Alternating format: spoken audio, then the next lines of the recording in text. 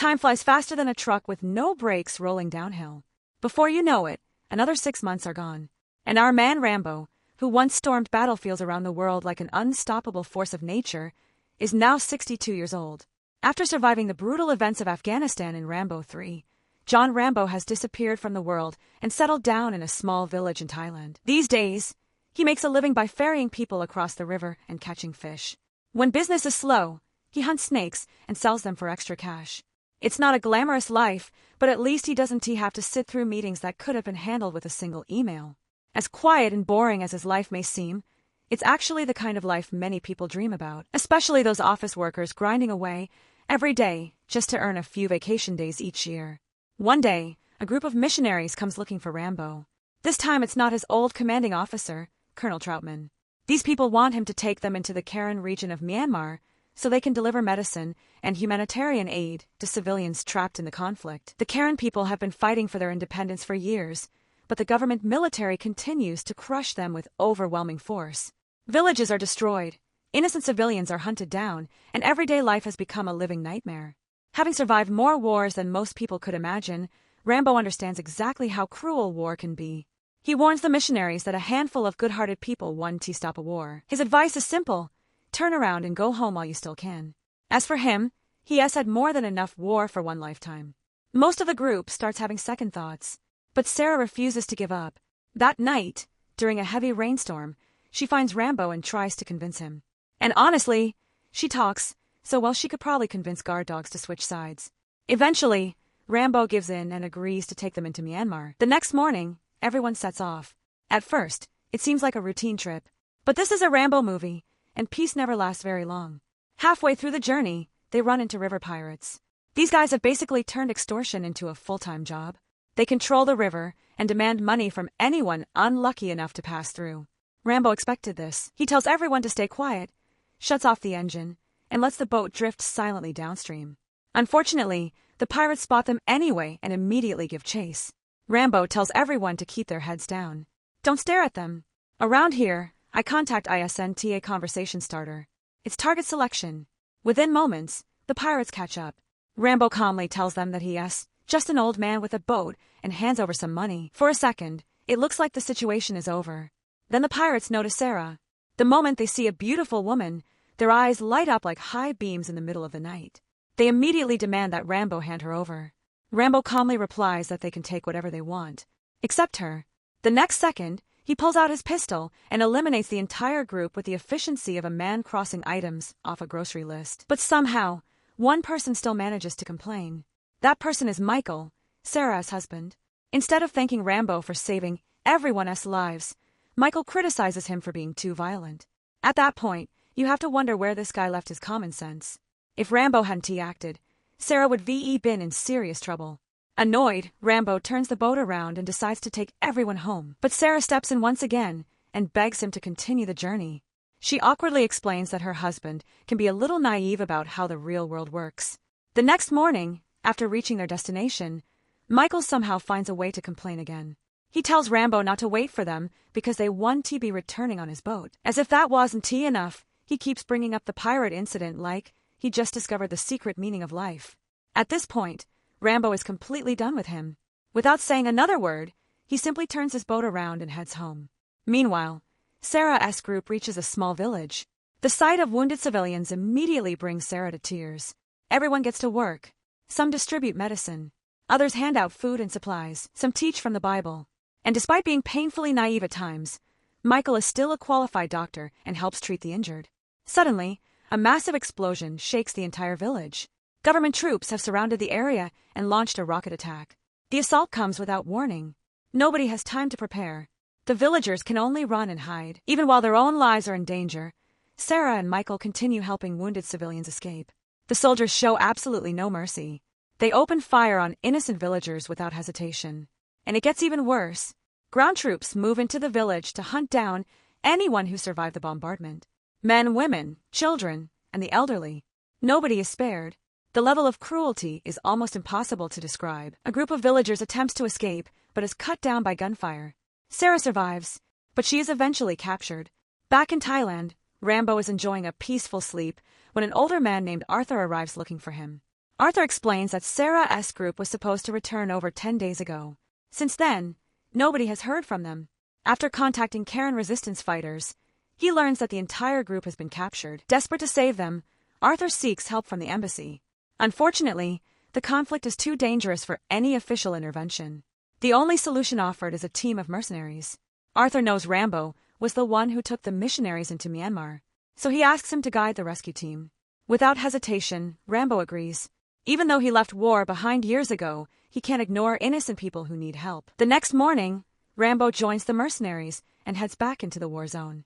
Soon, they are met by 2 Karen resistance fighters who guide them deeper into enemy territory. The fighters explain that the missionaries are being held inside a military prison camp. After scouting the area, the team quickly realizes the camp is heavily guarded. A reckless assault would be suicide. Everything must be carefully planned. As Rambo prepares his weapons, one of the bald mercenaries jokes that he is getting a little old for this kind of work. Maybe it's time to let the younger guys handle it. Rambo doesn't bother answering. He just keeps loading weapons. Guided by the Karen fighters, the team moves toward the camp. Along the way, they pass countless dead bodies scattered across the landscape. The sight sends chills down everyone's spine. Then a military truck suddenly appears. The team hides and watches as innocent civilians are forced out of the vehicle. 2 soldiers walk into a nearby field and begin planting landmines. Then they open fire, forcing terrified civilians to run across the minefield as if human lives were nothing more than a sick form of entertainment. Miraculously, nobody steps on a mine. For a moment, it seems like luck is on their side. Then the soldiers force them to run back through the field again and again, treating human beings like toys in a twisted game. The mercenaries watch in horror, but they cannot risk exposing themselves. Rambo, however, has a different philosophy. If he sees evil, he deals with it. Immediately, he raises his bow and starts firing. Every arrow finds its target. The mercenaries watch in complete disbelief. Their jaws practically hit the floor. But the bald team leader remains calm and reminds everyone that no matter how skilled Rambo is, they cannot engage the enemy. If they do, the entire rescue mission could fall apart. Hearing this, Rambo slowly raises his bow and asks one simple question. "What? You guys scared?" The comment lands directly on the mercenary's pride.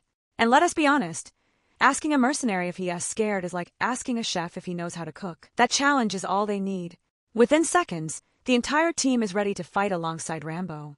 That night, under a pitch-black sky, the team drives an enemy military truck straight into the prison camp. They move so casually that they look less like infiltrators and more like a delivery crew making a late-night drop-off. The plan is simple. Everyone has exactly 5 minutes to get in and get out. The sniper takes a position on higher ground to provide cover. Everyone else splits up to search for the prisoners. It doesn't take long for Rambo to find the missionaries, but Sarah isn't there. The military has moved her somewhere else. Rambo quickly frees the prisoners and tells them to stay put. Someone will come for them shortly. Meanwhile, enemy soldiers continue patrolling the camp completely unaware that death is already walking among them. Using the distraction, Rambo finally finds Sarah. Unfortunately, she is being held by an armed guard. Rambo could take the shot, but the extraction window has already expired. Outside the camp, the sniper begins quietly eliminating sentries to cover the team's withdrawal. The bald mercenary repeatedly tells Rambo it's time to leave, but Rambo refuses. He tells everyone else to go ahead. He is staying behind to rescue the girl. Eventually, the bald mercenary manages to escort the prisoners to safety. The sniper, however, chooses to stay. In his eyes, if they entered hell together, they leave hell together. There is no way he is abandoning Rambo. Just as Sarah's situation becomes desperate, Rambo finally makes his move. He takes down the guard, so quickly the man barely has time to realize what happened. Rambo immediately frees Sarah and starts leading her out of the camp. Unfortunately, Sarah trips while they're escaping. The nearby patrols instantly spot them and begin the chase. With danger closing in from every direction, the sniper saves them at the last possible second. From hundreds of yards away, he picks off the pursuing soldiers one by one. Thanks to him, all 3 escape alive.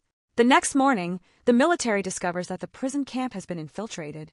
Chaos erupts immediately. Hundreds of soldiers are mobilized along with tracking dogs to hunt down Sarah and the escapees. But bad luck strikes the rescue team. While leading the survivors through the jungle, the bald mercenary accidentally steps on a landmine. The explosion nearly destroys one of his legs. The pursuing soldiers hear the blast and instantly change direction. Now they know exactly where to look. Meanwhile, Rambo, Sarah, and the sniper realize enemy forces are getting dangerously close. Rambo quickly figures out what is happening. The tracking dogs are following Sarah's scent. Without wasting a second, he tears off a piece of Sarah's clothing and attaches it to a landmine trap. Sure enough, the plan works perfectly. The soldiers follow the false trail and walk directly into the ambush. Rambo detonates the mine. The explosion erupts like a 4th of July fireworks show from hell. The blast is so powerful that even Rambo nearly gets caught in it. Eventually, Sarah and the sniper reach the riverbank. But when they look down below, they discover the bald mercenary and his teammates being brutally tortured by enemy troops. Neither of them knows how to help. Then Rambo arrives, and everything changes. He grabs a mounted machine gun and opens fire. At that moment, Rambo stops looking like a man and starts looking like a one-man army. Bullets tear across the battlefield. Enemy soldiers drop one after another. Seizing the opportunity, the bald mercenary and his teammates launch a counterattack. They quickly overpower several soldiers and take their weapons. But there is one major problem. The enemy just keeps coming. Wave after wave of troops flood the battlefield like an endless swarm. To make matters worse, Rambo suddenly runs out of ammunition. The military slowly begins reclaiming the advantage. Just when everything seems lost, reinforcements finally arrive. The Karen resistance fighters enter the battle. At the same time, Rambo finishes reloading and immediately jumps back into the fight. But then a commander aboard a nearby boat starts firing wildly toward the shore. One of the bullets strikes Rambo in the shoulder. Even wounded, he refuses to stay down. He gets back up and continues firing. More enemy soldiers fall. Then he redirects his attention toward the command boat. Combined with a barrage of rockets, launched by the Karen fighters, the vessel is reduced to a floating pile of scrap metal. The commander panics and tries to escape. Unfortunately for him, Rambo doesn't believe in second chances. He draws his bow, takes aim, and releases. The arrow flies straight into its target. The commander collapses instantly. And just like that, the final battle is over. As the survivors prepare to leave, Rambo stands alone on a hillside watching them go. Then he quietly begins his own journey home. Despite its extreme violence, the film presents a brutally honest depiction of war and the suffering it leaves behind. The explosions, the bloodshed, and the chaos all serve one purpose: to show how devastating and meaningless war can truly be. In the end, Rambo picks up his bag and walks down the long road home. A place he may have been searching for his entire life.